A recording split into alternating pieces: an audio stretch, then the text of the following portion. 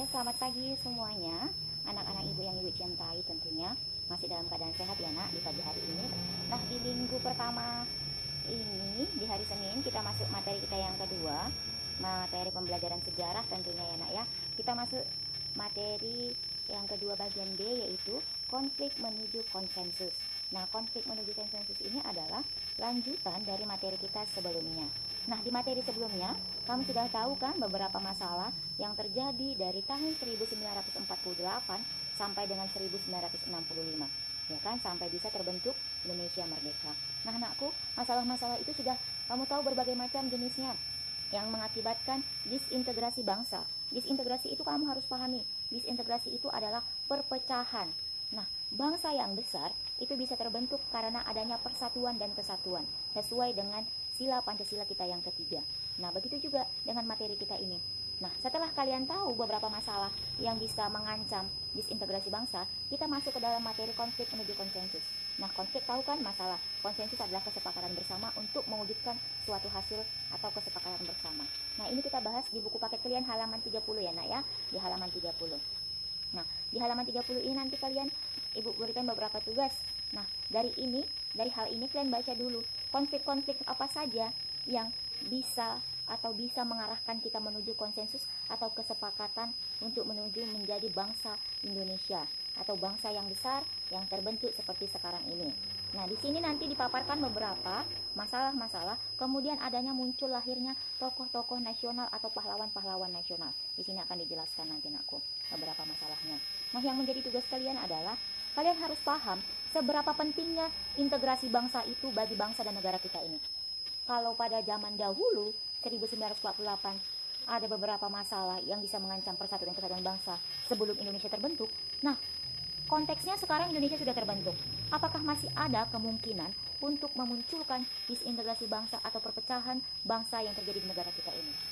Itu yang menjadi konsep dalam pemikiran kalian. Kalian harus pahami, kalian harus googling masalah-masalah apa saja yang menjadi perpecahan atau yang menyebabkan disintegrasi. Kalau integrasi tadi itu persatuan, kalau diintegrasi itu adalah perpecahan ya nak ya.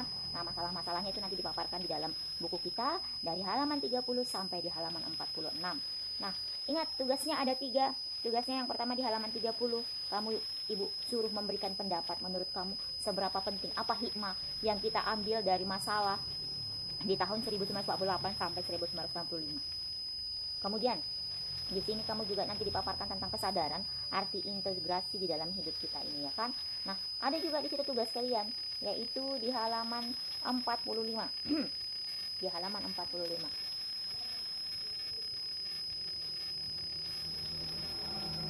Nah, di halaman 45 tugas itu di situ adalah tugas kelompok. Yang menjadi tugas kamu itu kamu ubah menjadi tugas mandiri. Nah, carilah informasi mengenai kriteria seseorang dikatakan sebagai pahlawan nasional. Jadi tidak semua orang itu dikatakan pahlawan nasional. Ada dia pahlawan nasional, ada dia pahlawan pendidikan, ada dia emansipasi wanita, bukan pahlawan wanita tapi emansipasi wanita ya nak ya, dan lain sebagainya. Nah, kamu harus bilang apa kriteria seseorang atau satu tokoh itu dikatakan pahlawan nasional, seperti itu dia. Nah, kemudian setelah kamu googling, kamu buat informasinya seperti di halaman 46 ya kan. Tapi di sini kamu hanya memaparkan saja, tidak disuruh kamu menyampaikan itu dari kelompok ke kelompok karena ini tugas mandiri anakku. Nah, setelah kamu baca kesimpulannya di halaman 45, tentu kamu dapat mengerjakan latihan uji kompetensi di halaman 46. Hanya 3 soal saja. Jadi kita tuntaskan materi kita 2 minggu ini, minggu kemarin dan minggu ini di bab 1. Minggu depan kita lanjut di bab 2. Tugas yang telah ibu terima sudah ibu periksa. Nah, ingat satu poin penting, kalau dia cuma absen saja tetapi tidak memberikan tugas, itu sama saja dia tidak hadir, dan itu ibu hitung tidak hadir. Nah, kedua, kalau dia tidak ada merespon, maka itu nanti ibu kembalikan lagi ke wali kelasnya. Bagaimana wali kelasnya menindaklanjuti peserta didiknya atau anaknya. Jangan salahkan ibu kalau ibu memberikan nilai pas-pasan. Karena apa?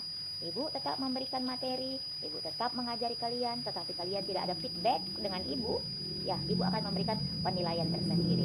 Ingat nah, apapun yang kalian lakukan, ibu hargai dan ibu berikan apresiasi. Oke, sekian pembelajaran dari ibu. Semangat pagi dan selamat pagi, tetap semangat.